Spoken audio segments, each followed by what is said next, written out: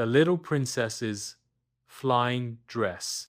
Once upon a time, in the cotton candy-colored kingdom of Window Bliss, there lived a cheerful little princess named Leora.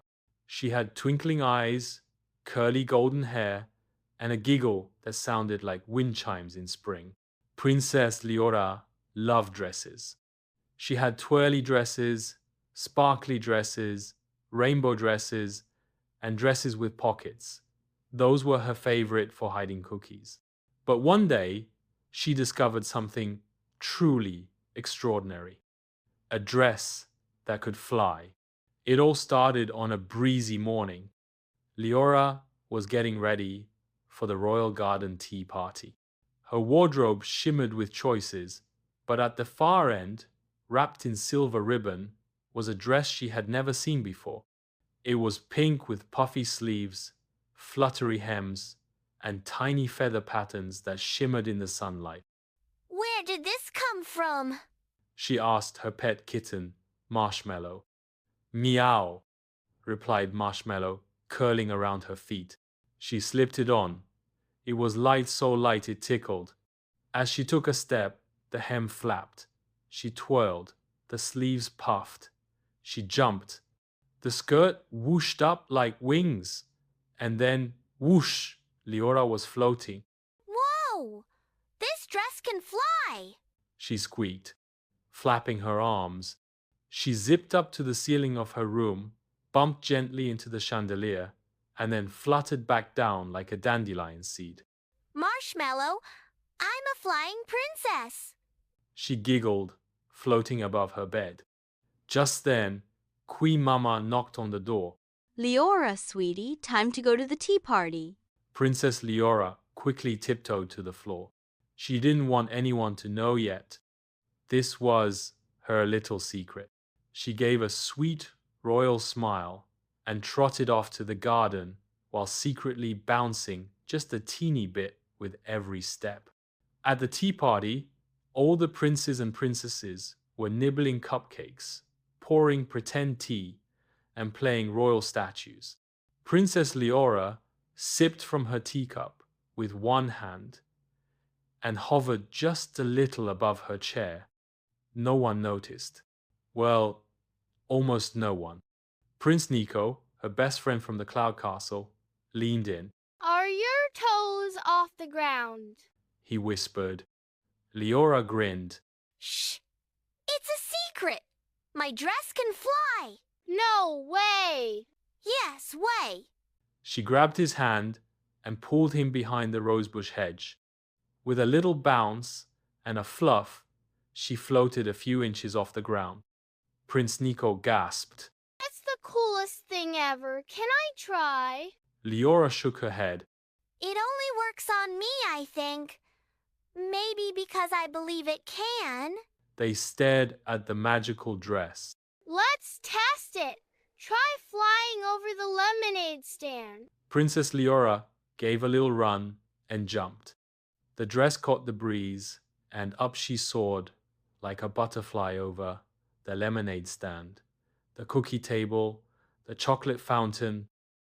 Yay, Leora! Nico cheered, but then, no, oh, the dress caught too much wind.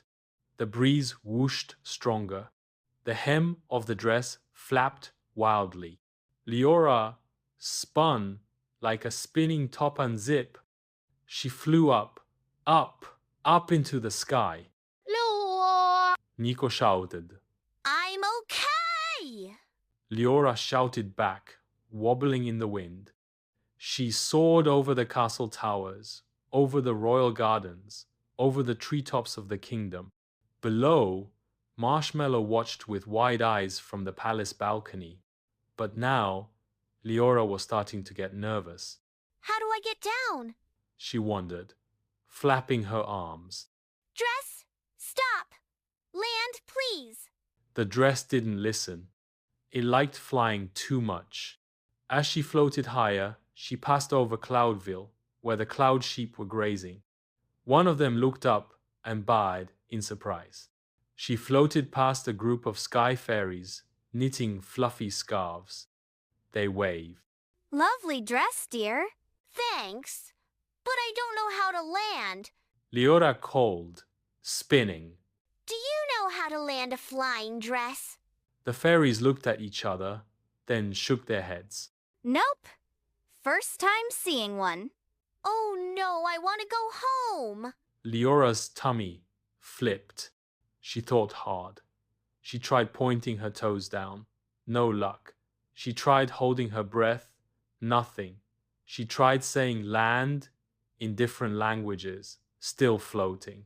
Then she remembered something her flying teacher once said about riding broom kites. Think like the wind and feel where it wants to go. So she closed her eyes and whispered to the dress. Okay, little flying dress. You're not just a dress, you're my friend. Can you help me go home now? The dress fluttered softly in reply. It began to slow. It swirled downward gently, spiraling through clouds like a feather falling from the sky. Down, down, down, down. With a gentle plop, Leora landed right in the royal rose garden next to the tea party. Prince Nico ran to her with wide eyes and even wider arms. You're back. You were so high. Leora beamed. The dress listened. Queen Mama came over with King Papa. Darling, we saw you flying. Are you all right? Yes, but I think the dress needs a nap. And just like that, the dress let out a soft sigh and drooped. The magic seemed to settle, like bubbles popping one by one. That night, after a long bath and a cozy dinner of noodle stars and buttered peas, Leora tucked the flying dress into a hat box. Thank you for the adventure. I'll fly with you again another day. She hugged Marshmallow, kissed her parents goodnight, and slipped into bed with a big, brave heart. And as she drifted to sleep, she dreamed of sky parades, floating gardens, and a magical dress that waited patiently for its next twirl through the clouds. Because every little princess should believe something magical can lift them up and gently bring them back down, safe and sound.